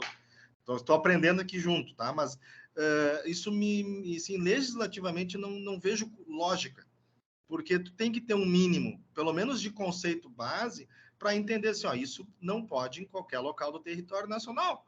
Ponto. Então, e aí entra naquilo que estava sendo discutido antes ali, né? De competência para um, para outro, e daqui a pouco um local puxa a competência para si e diz, aqui pode tudo, praticamente. Então, não acho bem complicado, então, só para agregar na questão anterior. E aí, só para não... Depois comentem, obviamente, né, se quiserem, mas só para não perder o gancho, uma dúvida no sentido da arquitetura administrativa disso. Como é que se define, por exemplo, que num local, no nível nacional, vai ser um instituto, um IBAMA ou o Chico Mendes, no estado vai ser uma fundação, no município não vai ter nada e vai ser uma secretaria, que hoje é a ISMAMUS, né, no caso de Porto Alegre, mas tem várias cidades que não tem uma secretaria de meio ambiente, aí sabe Deus o que vai ser, porque, né, Bossoroca com certeza não deve ter uma unidade administrativa, que em Porto Alegre já é falha, mas imaginem numa cidadezinha pequena, Relvado, seja qual for a cidade. Então, assim, como é que resolve essas questões e qual é a lógica que tem por trás? Porque na lógica do direito administrativo, uma fundação é diferente de uma autarquia, que é diferente do instituto, que é diferente de uma secretaria, e embora tenha o poder de polícia, mas como é que fica essa loucura toda? Não tem um modelo ideal? Não tem uma construção que seria a mais adequada de acordo com a escala? Né? Aí, só para finalizar, a Fundação Zoobotânica, que eu imagino que pegava uma partezinha disso, não sei, tá? Ou não sei se efetivamente pegava, mas pelo menos enquanto fauna e flora daquele contexto, né, botânico, aí, de botânico, zoológico, etc., de alguma forma isso está inserido. Pode ser encerrada e a competência foi para uma secretaria estadual. Então, assim, também para mim, enquanto ainda não operador do direito, mas enquanto alguém que se preocupa com o meio ambiente e está querendo debater isso aqui, digo, mas como é que a gente organiza isso? Parece muito confuso na minha cabeça. Se não é, por favor, me explique que eu vou aprender. Mas não me parece assim, aí puxando para a minha primeira formação, como administrador, não me parece lógico de forma administrativa. Não me parece adequado. Então, como é que resolve essa loucura toda aí? Seja de questão legal, seja de questão de competência, seja de questão de como a administração vai executar a política da forma que for, a partir dessas formas estruturais que nós temos na nossa legislação. Falei demais, mas vamos lá. É isso aí. Não, muito bom, muito legal. Muito bom, Carlos. Muito bom. Vamos por partes, como diria Jack. É super bacana falar sobre a questão de resíduos sólidos. Aliás, é uma das temáticas que eu mais gosto do ponto de vista da política. Por quê? Porque ela toca realmente aqui com a questão das nossas empresas. Se a gente for pensar no próprio setor calçadista, ele é um dos recordes aí da produção de chorume. A gente tem as alternativas de aterro sanitário, que é bem como o Carlos disse, tem uma limitação para esses aterros. Então, isso não pode ficar em céu aberto, não pode, né? Porque ele é altamente tóxico, ele é um líquido preto viscoso, altamente tóxico para o ser humano, para os animais, etc. Né? E a gente já teve um desastre ambiental há pouquíssimo tempo aqui no estado, também nessa região. O que acontece com isso, né? Vamos por partes. A gente sabe que a lei, ela também não permite, né, não é que ela designa o formato como isso tem que acontecer. Então, também a forma como isso vai acontecer do ponto de vista do Ceará, etc., e a gente já sabe de denúncias nesse sentido, porque tu não pode também largar o resíduo diretamente no mar, gerando a poluição da própria água, tá? Então, só esse cuidado aí para verificar isso também. Se vocês olharem, tem inúmeros TACs aí pelo Brasil, né, que são os termos de ajustamento de conduta, pensados pelo Ministério Público em razão disso. Isso é um ponto. Segundo, concordo contigo que é uma bagunça. Desculpa a expressão, porque é bem isso. O que o Carlos está dizendo com muita propriedade, além de todas as outras coisas que ele trouxe, que foi muito legal. E olha aí, tá aí o teu trabalho, tá? Já apresentou quase. Mas olha só o que ele está dizendo. Ele está dizendo, olha, professora, é uma confusão, porque assim, alguns lugares instituíram, dentro da estrutura da administração pública, instituíram fundações, outros lugares não tem, como a maioria dos municípios, não tem secretarias ou órgãos que vão tratar efetivamente da questão em matéria ambiental, e aí até vou botar a laminazinha aqui debaixo para a gente entender, tá? Mas qual seria a estrutura correta? E daí, com isso, eu vou dizer o que acontece, tá? A estrutura correta seria isso aqui. A gente tem um Conselho da União, ou seja, um Conselho Federal, com os órgãos executores que existem, tá? Onde a gente tem duas autarquias federais que fazem isso, e autarquias são, lembram disso, né? Em administração, em direito administrativo, são administração indireta, ou seja, elas recebem a função de fiscalização e elas são as únicas estruturas da administração indireta que podem exercer poder de polícia, tá? Então tenham esse cuidado. Segundo, dentro das estruturas seccionais, como a gente chama, a gente deveria ter o conselho, que são os conselhos, ou com outra nomenclatura, mas os conselhos, os conselhos estaduais, e, consequentemente, as secretarias, que são órgãos, ou seja, não deveriam ser fundações, etc., tá? E aí eu vou explicar a questão das fundações. Deixa um parêntesezinho aqui. E também no município a mesma correspondência, tá? Pelas questões locais. Por quê?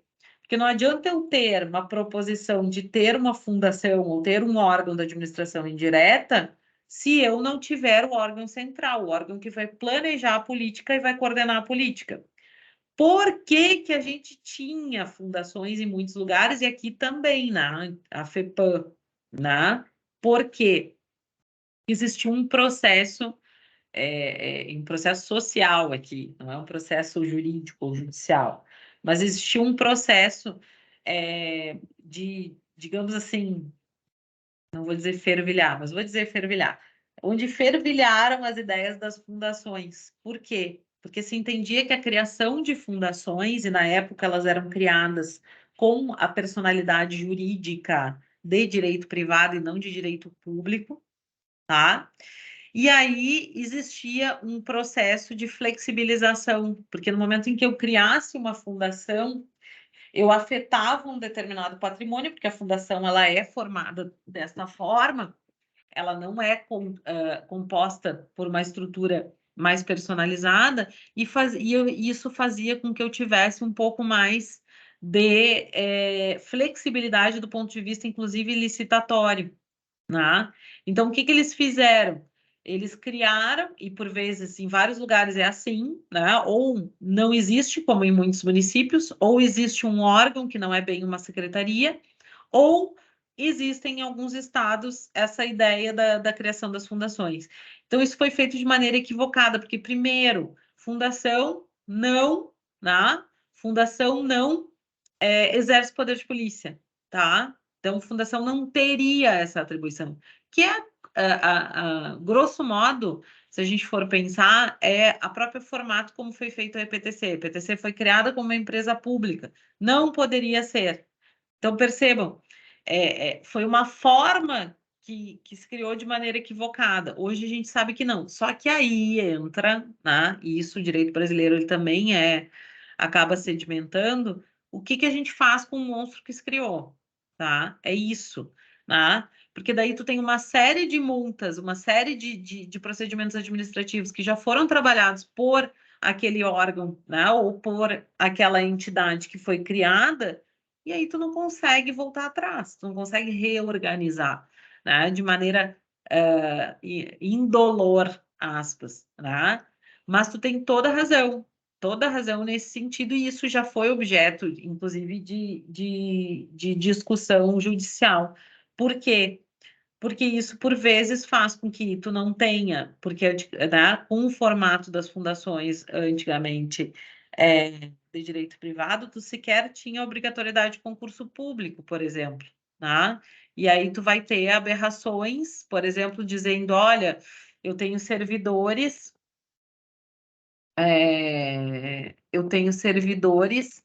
que são empregados públicos e não são servidores públicos de cargo efetivo, né? Atuando na fiscalização ou atuando na autuação, que é o que acontece hoje, por exemplo, com a EPTC. Então, essa é a grande questão, né? De como isso foi sedimentado, de como isso foi organizado dentro das estruturas que nós temos, tá? E, de fato, é confuso? Mas vou dizer para vocês, não é exclusividade da política, infelizmente, né? Não é exclusividade da política nacional, da política do meio ambiente, da política pública relacionada à proteção do meio ambiente. Não é. Na verdade, a gente tem uma série de políticas que foram articuladas também assim, né? E que, infelizmente, não conseguiram pensar. Hoje a gente já entende, isso aparece, que essas fundações, por exemplo, elas têm que ter uma função muito mais vinculada à pesquisa, ao desenvolvimento de estudos, à ideia de criação de novos programas ou projetos, ou até mesmo a própria questão da função ambiental, da função da educação ambiental e conscientização ambiental, e muito menos de poder de fiscalização. Não é o que acontece, tá? Mas seria o correto, né? Seria a forma correta para a utilização ou para a manutenção da fundação. E não é o que acontece por quê? Porque a gente não tem outra estrutura para substituir. E aí vira uma loucura, né? Então, mas é super importante a gente olhar com esse olhar crítico, né? De entender, assim. E muitos municípios não têm essas estruturas e aí acabam delegando para o próprio Estado ou, por vezes, sequer se ocupam, né? Do ponto de vista do licenciamento, o que acaba gerando situações como essa. Gente, se a gente for pensar e para a gente fazer um gancho aqui na discussão, até porque a gente iria até agora, né, mais ou menos 1h30 que eu tinha calculado de aula, que era a proposição, mas para a gente fechar e para a gente também pensar, se a gente for pensar do ponto de vista da exploração imobiliária, também a gente tem uma concorrência, aspas, desleal, né? Porque se a gente for pensar do ponto de vista dos planos diretores, tudo bem que o nosso litoral não é o bicho, que nem diz, né? Mas se a gente for pensar do ponto de vista dos nossos planos diretores, aqui do Rio Grande do Sul, do ponto de vista de urbanização e aumento da área urbana, a gente perde para Santa Catarina, a gente perde para outros lugares. Por quê? Porque a gente não tem a proposição de verticalização, né? Ou seja, de construções verticais, a gente não tem, isso inclusive está em debate aqui, né? A gente tem uma série de proposições que ficaram por terra. Em outros lugares, no nosso litoral, sequer se pensa nisso, tá? Mas, efetivamente, a gente tem uma fiscalização maior em relação a isso do que em outros lugares, tá? Então, isso também aparece, tá? Isso também é uma forma, aspas, de... É isso aí, ó, casa nos morros, casas próximas, etc. E tá tudo bem. Ah, já tá lá a casa, como é que eu vou tirar? Como é que eu vou... né? A diminuição da área de areia. Então, tudo isso são questões que vão aparecendo e que fazem com que a gente pense, poxa, e aí? Né? E agora? Né? Então, isso também é parte, aspas, dessa guerra fiscal. Por quê? Porque eu busco os empreendimentos, eu trago os empreendimentos muito mais para as áreas que conseguem alcançar esse tipo de, aspas, incentivo do que para outras áreas. Então, complicado. Soraya, Complicado. posso Diga. falar mais um pouquinho? Eu vou tentar não falar muito, mas é que tocou num outro ponto que, para mim, me toca o coração. Assim. Acho que eu vou precisar de uma segunda orientação, tá? Mas tudo bem, aí é o debate. Assim, ó, use parcelamento de solo, né? Então, plano diretor e essas coisas todas. Né?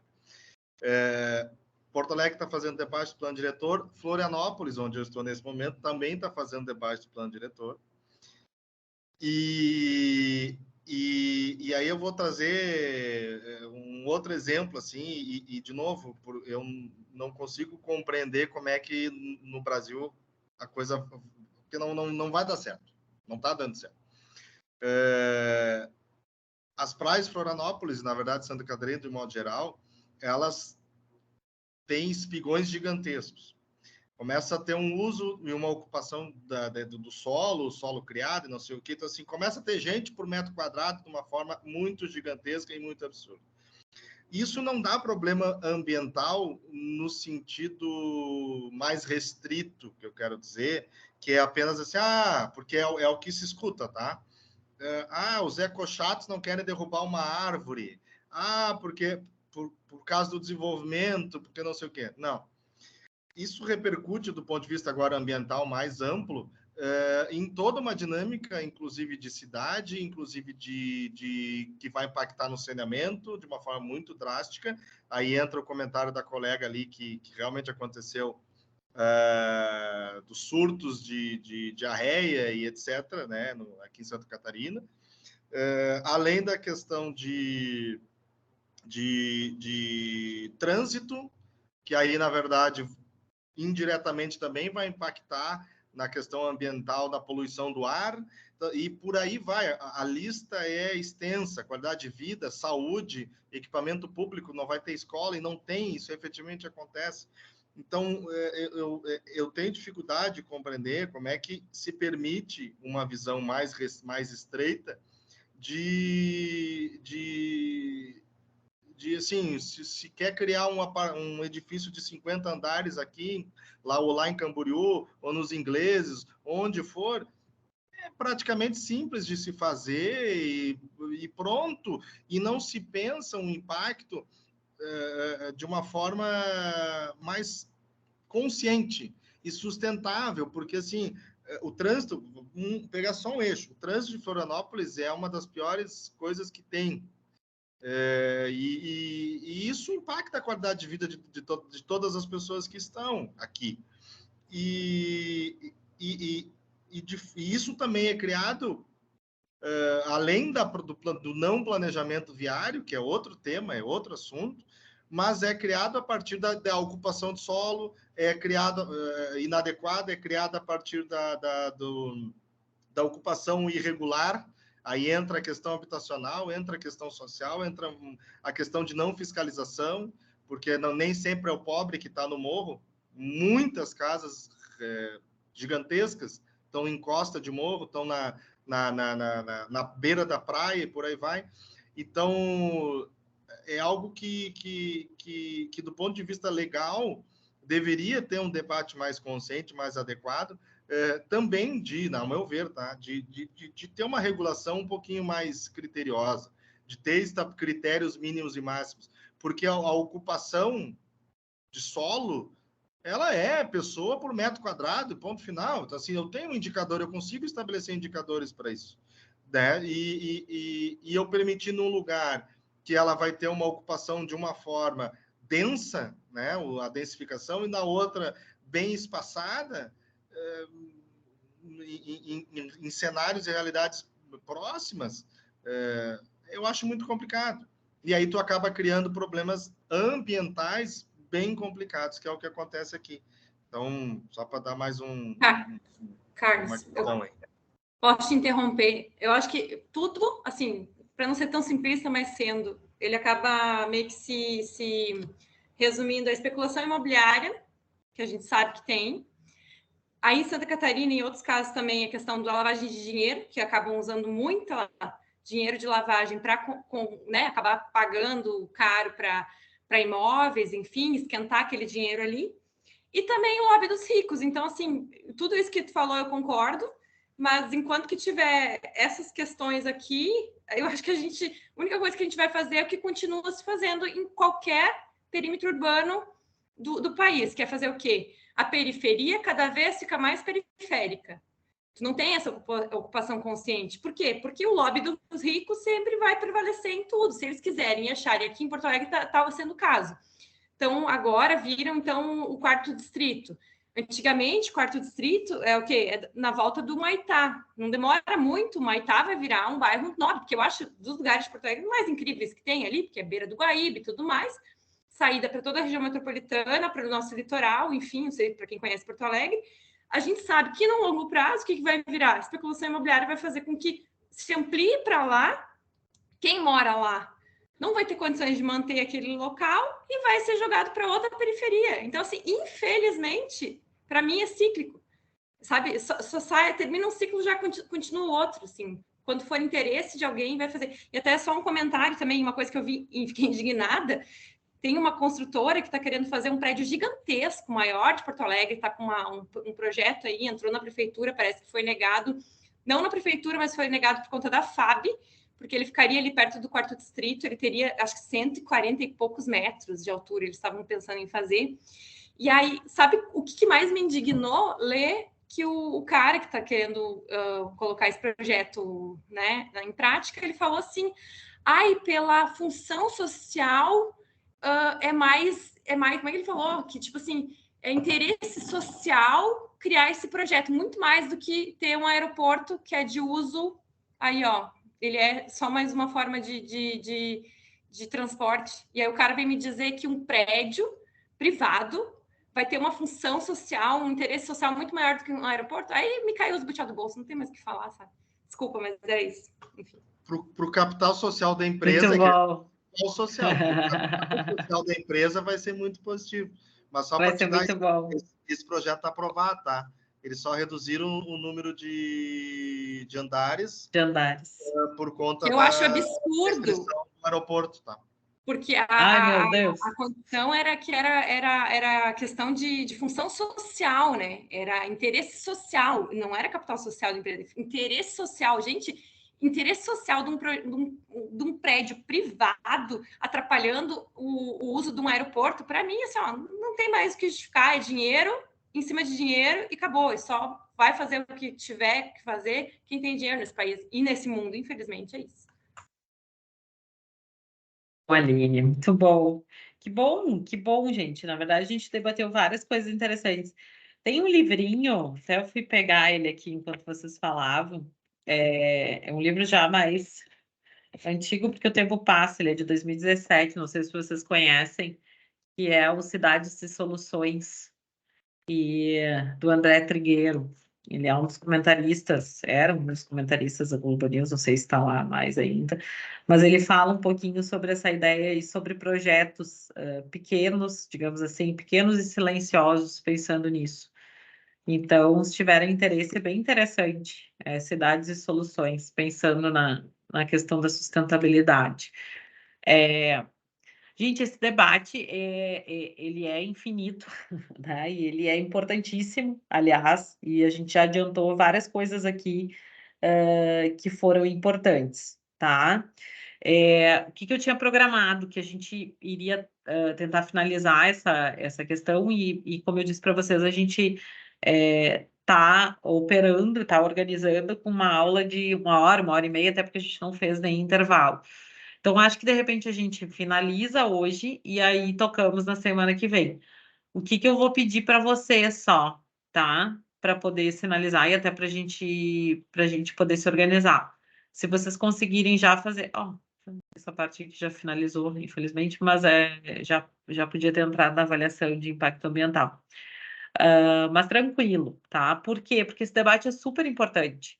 Talvez mais importante, ou talvez a gente lembre mais disso do que lembre só de quando a gente fala sobre as questões. Na verdade, a gente acabou falando sobre a ADI antes, até vou botar ela aqui, se vocês quiserem dar uma espiada nela.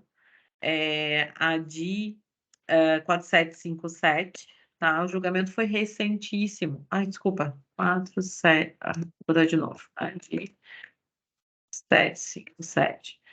Foi recentíssimo. E extremamente importante, né, para a gente poder pensar nessas perspectivas.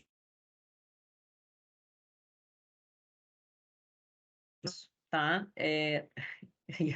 Meu Deus, vou ter que parar de gravar para falar isso, mas vamos lá. Mas a gente deveria, e eu sei porque eu tive essa disciplina, e isso inclusive é função do próprio Ministério Público, e na época que eu estudava para o concurso do Ministério Público, que eu até aprovei em uma das fases, a gente trabalhou muito com a questão de direito urbanístico, né? E a gente deveria ter isso na nossa matriz, tá? Para a gente poder ter espaço para falar justamente sobre a questão do uso e do parcelamento de solo. É uma matéria extremamente interessante, né? Onde a gente tem uma gama de legislações bem atuais, atuais do ponto de vista funcional até, no Brasil, e que não são aplicadas, tá? Então, em resumo, é isso. Mas é uma matéria muito boa. Eu tenho indicações de bibliografia sobre isso. Quem quiser e quiser me mandar um e-mail, me mande que eu mando, tá? É uma temática extremamente importante e que pouquíssima gente enfrenta, tá? Pouquíssimos juristas enfrentam. Por quê? Porque ela é importante e complexa, tá? Ela é bem complexa, porque tu fala em metragem, tu fala tu tem que ter outros conhecimentos para te poder estruturar, mas é fundamental. Então, eu vou mandar para o Augusto agora a minha proposta. Na verdade, isso é uma coisa que eu já comentava uma época, mas a gente também acha às vezes que as pessoas não vão ter interesse. Mas que bom que surgiu essa conversa, porque daqui a pouco é uma disciplina que pode, né, aparecer aí, nem que seja uma disciplina de 30 horas, mas pelo menos para a gente trazer essa questão. E isso é meio ambiente, não vamos esquecer, né? Isso é meio ambiente também, mas a gente não consegue fazer esse recorte direto aqui. Eu não sei se tu tá com o chat aberto, mas eu tô rindo aqui. A colega ministra botou assim: não emitimos o licenciamento e embargamos a aula. Foi o que ocorreu hoje. Ih, não tinha visto, agora eu abri aqui. Tá divertido. Desprogramamos a aula falando demais. Não, gente, não desprogramaram, não foi isso, pelo contrário, foi enriquecedor, tá? Foi enriquecedor, eu acho super importante. Acho que se a gente conseguiu trazer luzes para isso, para pensar o debate, a gente consegue entrar na avaliação de impacto ambiental com mais fundamento, digamos, né? Por exemplo, a gente já falou sobre a própria Lei 140, que eu ia falar lá quando falasse em estudo de impacto ambiental. Então, ótimo, que bom, né? E aí vocês vão olhar também a resolução de 86, ela está defasada. A gente já falou sobre o marco legal, sobre, né? Claro que tem algumas coisas técnicas que são importantes passar para vocês, que é o que a gente vai fazer na aula que vem, né? Então a gente tem que saber o que são as etapas do estudo de impacto ambiental, a gente tem que saber como é que ele vai acontecer, quais são as condicionantes que vão aparecer, quais são as medidas mitigadoras, quais são os casos em que a gente não precisa ou que a gente pode dispensar o estudo de impacto ambiental. Então, tudo isso é fundamental, né, para a gente poder entender como isso vai ser implementado. E isso, gente, não é nem para licenciar, não é nem nessa perspectiva, mas é muito na perspectiva de vocês aprenderem também a olhar para o processo, né? Isso eu disse lá no começo, vocês têm que entender como o processo funciona para vocês poderem olhar. E aí, a nosso último trabalho, vocês vão ver, é justamente uma oficina de uma peça, né, onde vocês vão pensar sobre isso, tá? Tu pode trazer no teu trabalho, viu? É que, Carlos, assim, só para vocês entenderem, até a gente pode falar de casos, mas a gente tem tanto conteúdo do ponto de vista técnico que falta tempo, tá? Então a gente precisa passar por algumas coisas até para a gente unificar a informação para todos, tá? E para a gente entender. E essa ideia do trabalho é justamente a gente poder compartilhar os links depois com os colegas, para que eles também tenham, né, as informações que vocês trouxerem. Então já fica aí uma ideia para te trazeres para o trabalho que vocês vão fazer, tá? Então, essa é a ideia do estudo de impacto ambiental desse caso recente. Tem outros tantos, né? Se a gente for analisar numa perspectiva mais recente, a gente tem tido casos bem emblemáticos sobre isso. Tá bom? Então tá, minha gente. Vamos em frente e nos encontramos na semana que vem. Fica essa tarefinha aí. Na semana que vem a gente já faz a questãozinha que estava ali no início da aula. Ok? Vou fechar aqui. Para ti, para os colegas. Ai, nem me lembrei.